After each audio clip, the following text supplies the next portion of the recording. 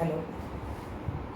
आता आपण बघूयात की रेस्पिरेशनची मेकॅनिझम काय असते. या चार्टमध्ये तुम्हाला दिसतंय की मेकॅनिझम ऑफ रेस्पिरेशन याचे आपण 4 पार्ट्स करू शकतो. फर्स्ट इज ब्रीदिंग, जे आपण मागच्या लेक्चरमध्ये ऐकलं. दुसरं आहे एक्सटर्नल रेस्पिरेशन. तिसरी स्टेप आहे इंटरनल रेस्पिरेशन आणि फोर्थ स्टेप आहे सेल्युलर रेस्पिरेशन. आपण हे एक एक करून समजावून घेऊयात. फर्स्ट स्टेप आहे ब्रीदिंग. ब्रीदिंग म्हणजे ब्रीदिंग इन अँड आउट. त्यालाच आपण म्हणतो की inspiration and expiration. It takes place with the help of diaphragm, which is the main respiratory muscle and associated by or assisted by intercostal muscles. आणि ही जी breathing आहे, या ब्रीदिंगमध्ये आपल्याला मागच्या वेळेस मी तुम्हाला सांगितलं की कसं इन्स्पिरेशन होतं. त्यामध्ये डायफ्रॅम आणि इंटरकॉस्टल मसल्स कॉन्ट्रॅक्ट होतात. त्यामुळे लंगची कॅपॅसिटी जी आहे ती वाढते आणि त्याच्यामुळं आतमध्ये एअर येते. आणि ज्यावेळेस डायफ्रॅम आणि इंटरकॉस्टल मसल्स रिलॅक्स होतात त्यावेळेस लंग्समधून एअर ही बाहेर जाते. तर या ब्रीदिंगमुळे लंग्समध्ये कोणत्या कोणत्या प्रकारचे व्हॉल्यूम्स आपल्याला दिसतात आणि कोणत्या कोणत्या कॅपॅसिटीज आहेत ते आपल्याला आता ह्या चार्टमधून बघायचं आहे.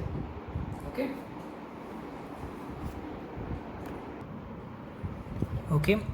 तर आपल्याला ह्या चार्टमध्ये दिसतं आहे की चार्टचं नाव आहे पल्मोनरी व्हॉल्यूम्स अँड कॅपॅसिटीज. त्यामध्ये तुम्हाला ही डायग्रॅम दिसते.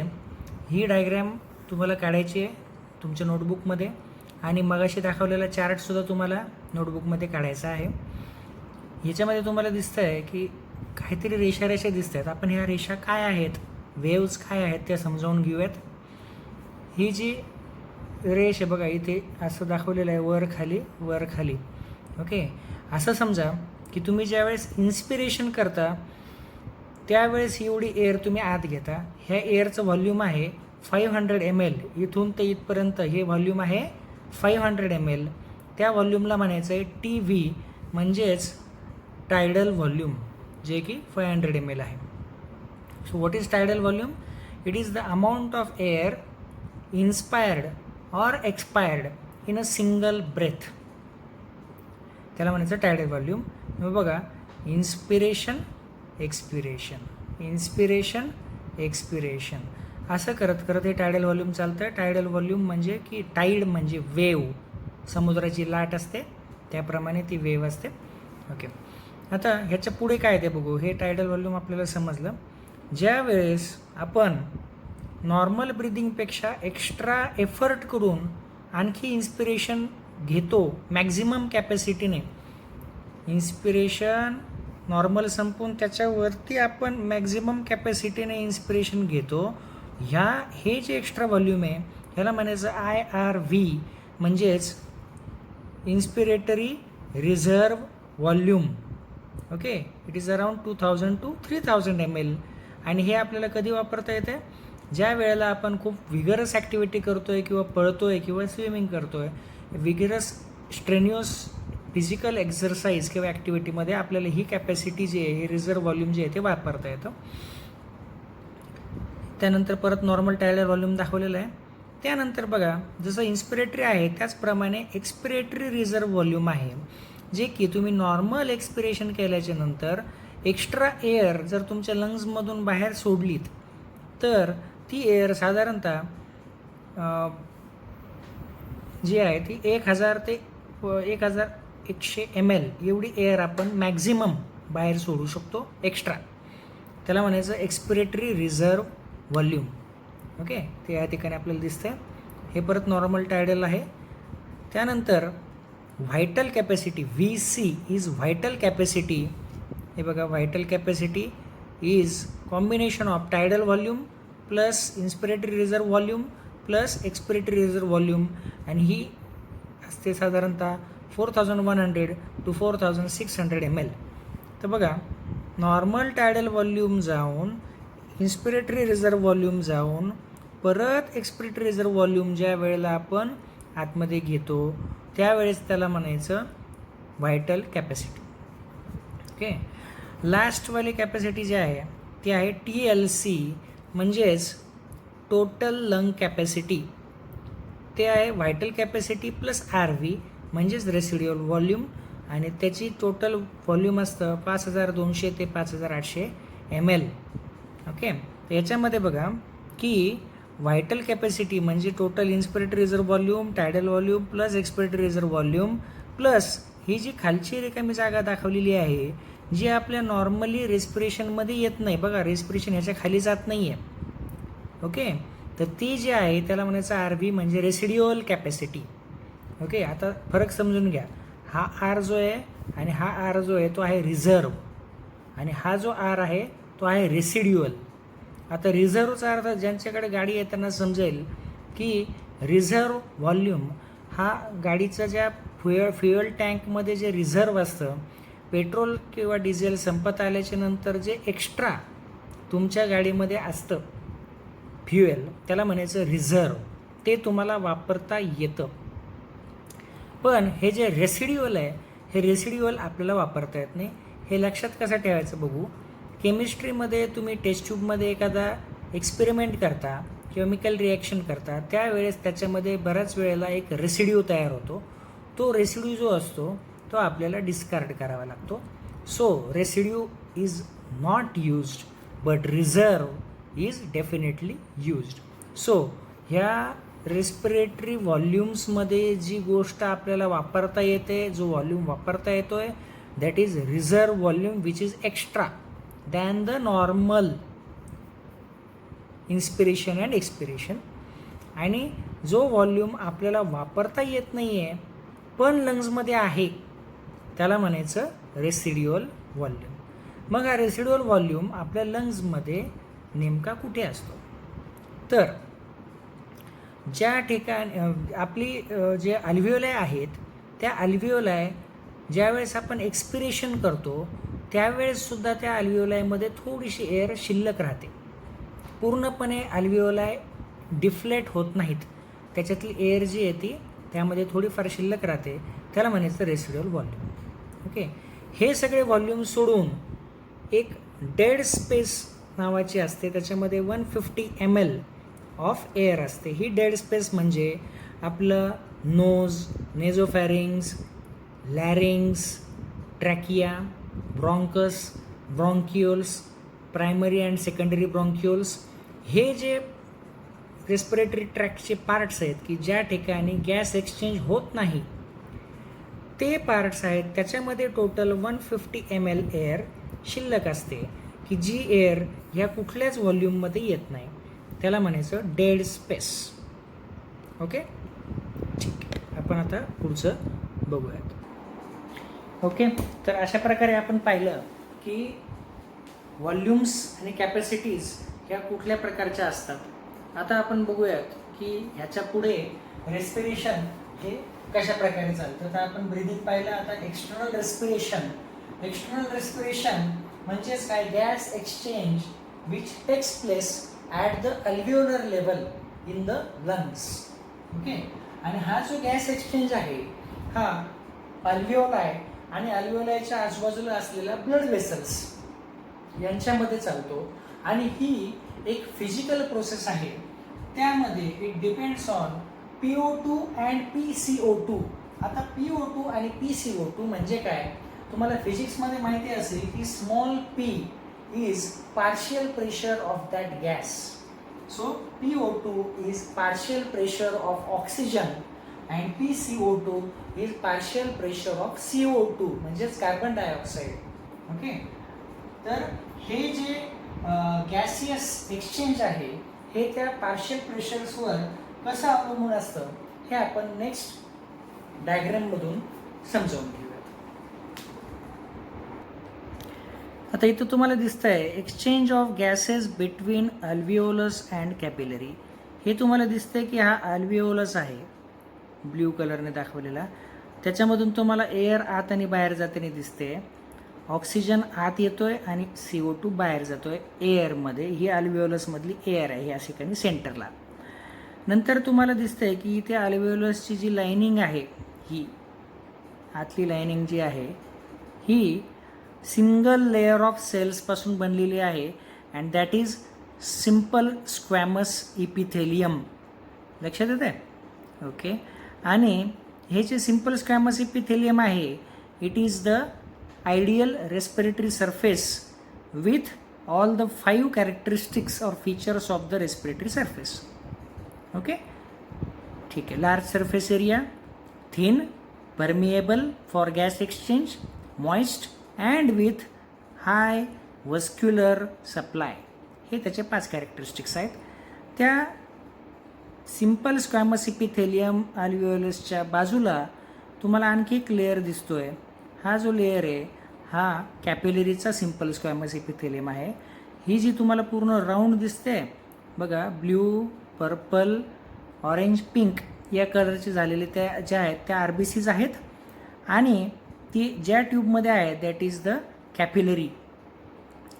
कॅपिलरी तुम्हाला माहिती आहे, आर्टरी आणि व्हेन यांच्यामध्ये जे असते त्याला म्हणायचं कॅपिलरी. ओके, आता ही बघा, this is the blood from pulmonary artery. इकडून पल्मोनरी आर्टरी आलेली आहे, त्याची कॅपिलरी बनलेली आहे आणि ही कॅपिलरी शेवटी जाऊन blood goes to pulmonary vein. Okay, आता इथे असं लक्षात घेऊ की जो ब्ल्यू कलर आहे, blue colour is for deoxygenated blood and red colour is for oxygenated blood. Okay, आणि मग इथे एकाच कॅपिलरीमध्ये ब्ल्यूचा रेड कलर झाला, याचा अर्थ काय झालं, मध्ये गॅस एक्सचेंज झाला आहे अल्व्हेओलसमध्ये आणि हे जे डिऑक्सिजनेटेड ब्लड होतं it got converted into oxygenated blood with the help of gas exchange or external respiration which took place inside the alveolus and capillary. तर इथे बघा, हे अल्व्हेओलर मेम्ब्रेन आणि कॅपिलरी यांच्यामध्ये तो गॅस एक्सचेंज होतोय आणि हा जो गॅस एक्सचेंज त्यामध्ये बघा ऑक्सिजन जो आहे तो RBCच्या आत चाललाय, अल्व्हेओलसमधून निघून RBCच्या आत चाललेला आहे हिमोग्लोबिनकडे, आणि RBCच्या आतलं आणि कॅपिलरीच्या आतलं CO2 जो आहे तो निघून अल्व्हेओलर एअरमध्ये जातोय आणि तिथून बाहेर निघून जातोय. लक्षात येते? तर हे इतकी सोपी प्रोसेस नाही आहे. हे कसं, हा एक्सचेंज का होतोय ह्याचा आन्सर आपण नेक्स्ट डायग्राममध्ये पाहूयात. तर हे बघा की या ठिकाणी तुम्हाला दिसतंय की ही पल्मोनरी कॅपिलरी आहे आणि इथे अल्व्हेओलस आहे आणि हे बघा इकडून आलेली व्हेन ब्ल्यू कलरची आणि आर्टरी इकडून आलेले डिऑक्सिजनेटेड ब्लड आणि इकडून चाललेले ऑक्सिजनेटेड ब्लड. हार्ट इथं आहे बघा, right side of the heart आहे. इथून पल्मोनरी आर्टरी जाते, ती डिऑक्सिजनेटेड ब्लड घेऊन जाते लंग्सकडे. ते ब्लड ऑक्सिजनेटेड होतं with the help of external respiration आणि तिथून ते blood with the help of pulmonary व्हेन्स oxygenated blood हे लेफ्ट साईड ऑफ द हार्टकडे निघून जाते. हे जे आहे याचा एक्सचेंज जो आहे तो कशा प्रकारे होतो ते बघूयात. ही जी पल्मोनरी आर्टरी आहे त्यामध्ये डिऑक्सिजनेटेड ब्लड आहे, म्हणजे त्याच्यामध्ये ऑक्सिजनची कमतरता आहे. तिथे बघा PO2 आहे 40 मिलीमीटर ऑफ मर्क्युरी आणि PCO2 आहे 45. ज्या वेळेस ते ब्लड पल्मोनरी कॅपिलरीजमध्ये जातं आणि त्या ठिकाणी त्याचा कॉन्टॅक्ट अल्व्हेओलस बरोबर येतो, अल्व्हेओलरच्या एअरसोबत येतो. त्या अल्व्हेओलसच्या एअरमध्ये PO2 आहे 105 आणि PCO2 आहे 40. त्यामुळे ह्या दोघांमध्ये गॅस एक्सचेंज होतो. हायर कॉन्सन्ट्रेशनकडून लोअर कॉन्सन्ट्रेशनकडे ज्यावेळेस मुवमेंट होते तेव्हा त्याला म्हणतात डिफ्युजन. त्यामुळे PO2 हायर असल्यामुळे अल्व्हेओलसमधून तो ऑक्सिजन जो आहे तो कॅपिलरीमध्ये निघून जातो, कारण त्याच्याकडे PO2 कमी आहे. आणि कॅपिलरीमधला जो CO2 आहे तो अल्व्हेओलसच्या एअरमध्ये निघून जातो, कारण कॅपिलरीमध्ये PCO2 जास्त आहे आणि अल्व्हेओलसमध्ये PCO2 कमी आहे. आणि अशा प्रकारे ते ब्लड जे आहे पल्मोनरी कॅपिलरीतलं ते ऑक्सिजनेटेड होतं आणि ते ब्लड निघून जातं पुढे पल्मोनरी व्हेन्समध्ये. त्यामुळे बघा काय बदल झालेला आहे, त्या पल्मोनरी व्हेन्समधलं जे ब्लड आहे त्याचा PO2 आता आहे 100 मिलीमीटर ऑफ मर्क्युरी आणि PCO2 आहे 40 मिलीमीटर ऑफ मर्क्युरी, जो या पल्मोनरी व्हेनच्या PO2 आणि PCO2 पेक्षा वेगळा आहे. आणि हे ऑक्सिजनेटेड झालेलं ब्लड नंतर निघून जातं लेफ्ट हार्टमध्ये. ओके, म्हणजे लेफ्ट साईड ऑफ द हार्टमध्ये जातं. तिथून पुढे काय होतं ते आपण पाहूयात. लेफ्ट साईड ऑफ हार्टकडून हे ब्लड ॲओर्टामध्ये जातं, ॲओर्टामधून सिस्टेमिक आर्टरीजमध्ये जातं. सिस्टेमिक आर्टरीजमध्ये गेल्याच्या नंतर काय होतं बघूयात. सिस्टेमिक आर्टरीमध्ये पण त्या ब्लडचं प्रेशर्स जे आहेत, पार्शियल प्रेशर्स ते सेम राहिलेले आहेत. 100 हा PO2 आहे आणि 40 हा PCO2 आहे. ते ज्यावेळेस तिथून टिश्यूमध्ये जाणार आहेत त्यावेळेस बघा टिश्यूमध्ये आता काय लेवल आहे सध्याची, अजून हे ब्लड तिथे पोहोचलेलं नाही आहे. तेव्हा टिश्यूमध्ये काय परिस्थिती आहे की त्या टिश्यूकडे PO2 आहे फक्त 40 आणि PCO2 खूप जास्त आहे, तो म्हणजे 50 मिलीमीटर ऑफ मर्क्युरी. ज्यावेळेस ह्या सिस्टेमिक आर्टरीजमधून सिस्टेमिक कॅपिलरीज येतात आणि त्या कॅपिलरीजमुळे त्या ठिकाणी काय होतं आहे की गॅसेस एक्सचेंज होतो. कारण बघा 100 आणि 40 आणि 50 आणि 40 हा इथे गॅसच्या प्रेशरचा, पार्शियल प्रेशरचा डिफरन्स आहे. त्यामुळे ऑक्सिजनचं डिफ्युजन बाहेर आणि CO2चं डिफ्युजन ऑक्सिजनचं डिफ्युजन आत आणि CO2चं डिफ्युजन बाहेर होणार आहे या सिस्टेमिक कॅपिलरीजमध्ये. हे जे डिफ्युजन आहे त्याला आपण म्हणतो internal respiration. So internal respiration कुठे होतं आहे? टिश्यूजमध्ये होतं आहे with the help of systemic capillaries. Okay, हे एक्सचेंज झाल्याच्या नंतर ते जे ब्लड आहे ते सिस्टेमिक व्हेन्समध्ये शिरणार आहे आणि त्या सिस्टेमिक व्हेन्समध्ये गेल्यावर त्या ब्लडचे लेवल्स काय असतील बघा. त्याचा PO2 राहिलेला आहे 40च, आधीचा 40 होता, आतासुद्धा 40च राहिलेला आहे. पण PCO2 त्याचा कमी झालेला आहे आणि तो आहे 45. आणि ते जे ब्लड आहे ते सिस्टेमिक व्हेन्समध्ये जातं, तिथून व्हेना कावामध्ये जातं, तिथून राईट साईड ऑफ द हार्टमध्ये जातं आणि तिथून पल्मोनरी आर्टरीजमध्ये जातं. आणि अशा प्रकारे हे सायकल जे आहे ते काय होतं, कंप्लीट होतं आहे. हे तुम्ही या डायग्राममधून बघू शकता. हे बघा दिसलं. ओके, सो इथे आहे आपली pulmonary artery with deoxygenated blood, pulmonary capillary, त्याच्यामध्ये गॅसेस एक्सचेंज होतो, एक्सटर्नल रेस्पिरेशन आपण त्याला म्हणतो. हे कशामुळे होतं आहे? Difference between partial pressures of oxygen and CO2 in between the अल्व्हिओलाई and the pulmonary capillaries. ते ब्लड ऑक्सिजनेट होतं आहे, पल्मोनरी व्हेन्समध्ये जातं आहे, तिथून पुढे लेफ्ट साईड ऑफ द हार्टमध्ये जातं आहे, ॲओर्टामधून सिस्टेमिक आर्टरीजमध्ये जातं आहे, तिथून पुढे ते टिश्यूजमध्ये जातं आहे, तिथे सिस्टेमिक कॅपिलरीजमध्ये इंटरनल रेस्पिरेशन होतं आहे, म्हणजेच exchange of gases at the level of systemic capillaries and tissues. तिथून पुढे ते डिऑक्सिजनेटेड ब्लड तयार होतं, ते व्हेन्समध्ये जातं, तिथून व्हेना कावा आणि राईट साईड ऑफ द हार्टमध्ये जातं आणि तिथून पुढे ऑक्सिजनेशनसाठी ते परत एकदा लंग्समध्ये निघून जातं. अशा प्रकारे आपण पाहिलेलं आहे की इथे कशा प्रकारे गॅस एक्सचेंज होतो आहे एक्सटर्नल आणि इंटरनल रेस्पिरेशनमध्ये. ओके, सो आपण पाहिलं की त्याचे एक्सचेंज ऑफ गॅसेस कसं झालेलं आहे. त्यानंतर आपण बघूया की आता इंटरनल रेस्पिरेशनमध्ये गॅस एक्सचेंज जो आहे तो टिश्यू लेवलला होतोय आणि त्याचबरोबर या इंटरनल रेस्पिरेशनमध्ये transport of oxygen and CO2 हा देखील इन्व्हॉल्व आहे. ह्याच्यामध्ये काय होतं ते आपण एकदा बघूया. ऑक्सिजन जो आहे तो मोस्ट ऑफ द टाइम्स हा हिमोग्लोबिनला अटॅच असतो. 97% of the oxygen is attach to the haemoglobin in the form of oxyhemoglobin or Hb4O2. आता 4O2 का बरं, तर प्रत्येक हिमोग्लोबिनमध्ये 4 Fe2+ आयन्स असतात आणि प्रत्येक जण एका ऑक्सिजनला पकडतो आणि त्यामुळे 1 haemoglobin can bind to 4 oxygen molecules at a time. उरलेला 3% ऑक्सिजन हा प्लाझ्मामध्ये डिझॉल्व्ह झालेला असतो. ओके, त्यानंतर CO2 जो आहे तो 3 प्रकारे ट्रान्सपोर्ट होतो. Most common is 70% in the RBCs in the form of bicarbonate ion, that is HCO3 minus. 7% is dissolved in the plasma in the form of H2CO3 which is carbonic acid, and 23% is attached to the hemoglobin in the form of carbaminohemoglobin or HbCO2. आता आपण पाहू की हा जो ऑक्सिहिमोग्लोबिन आहे हा ऑक्सिहिमोग्लोबिनचा आपल्या रेस्पिरेशनमध्ये, internal रेस्पिरेशनमध्ये किती मोठा रोल आहे ते आपण थोडक्यात समजावून घेऊ एका डायग्राममुळे. ओके, या डायग्राममध्ये तुम्ही बघू शकता की ऑक्सिहेमोग्लोबिन डिसोसिएशन कर्व आणि PP म्हणजे पार्शियल प्रेशर. ही जी डायग्राम आहे ह्याच्यामध्ये तुम्हाला दिसतंय, या डायग्रामचं नाव आहे बोअर इफेक्ट. म्हणजे काय,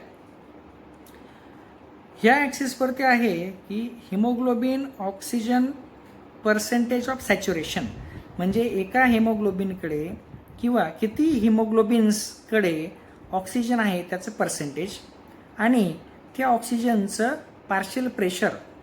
ओके, आता मगाशी आपण पाहिलं की टिश्यूजमध्ये पार्शियल प्रेशर ऑफ ऑक्सिजन हा कमी आहे आणि लंग्समध्ये पार्शियल प्रेशर ऑफ ऑक्सिजन हा जास्त आहे. तर तुम्हाला इथं दिसते बघा की बॉडी टिश्यूजमध्ये लेस दॅन 40 आहे आणि लंग्समध्ये साधारणतः 100च्या आसपास त्याचं प्रेशर आहे. तर जसं जसं पार्शियल प्रेशर हे ऑक्सिजनचं वाढतं तसं तसं ऑक्सिजनचं सॅच्युरेशन, हिमोग्लोबिन ऑक्सिजन सॅच्युरेशन हे वाढत जातं. ही एक सिग्मॉइड कर्व आहे. हे जे सेंटरची जी लाईन आहे ही आहे नॉर्मल CO2 और नॉर्मल pH. ज्यावेळेस असेल त्यावेळेस ही कर्व नॉर्मल असेल. ज्यावेळेस CO2 वाढला किंवा pH कमी झाला की ही कर्व जी आहे ती राईटला शिफ्ट होईल आणि जर CO2 कमी झाला किंवा pH वाढला तर ही कर्व लेफ्टला शिफ्ट होईल. आता what is right shift and left shift? ज्या वेळेस हाय CO2 आहे त्यावेळेला ऑक्सिजन डिमांड जास्त असेल, म्हणून ऑक्सिजनचं हिमोग्लोबिनशी अटॅचमेंट जी आहे ती कमी होईल. ओके, आणि ती अटॅचमेंट कमी झाली की ऑक्सिजन हिमोग्लोबिनपासून सहजपणे वेगळा होईल आणि पाहिजे त्या टिश्यूला, पाहिजे त्या सेलला हव्या तेवढ्या प्रमाणामध्ये तो भेटेल. सो ज्या सेलकडे किंवा टिश्यूकडे CO2 जास्त आहे त्यांना ऑक्सिजन जास्त प्रमाणात भेटणार, कारण ह्या CO2मुळे ते ऑक्सिजन आणि हिमोग्लोबिनची जी बाइंडिंग आहे ते डिस्टर्ब होतं आणि त्यामुळे हिमोग्लोबिन ते ऑक्सिजनला सोडून देतो आणि CO2ला पकडतो. ओके, सो ह्याच्यामध्ये टोटल 4 फॅक्टर्स आहेत की जे त्या ऑक्सिजनला हिमोग्लोबिनपासून वेगळं करतात.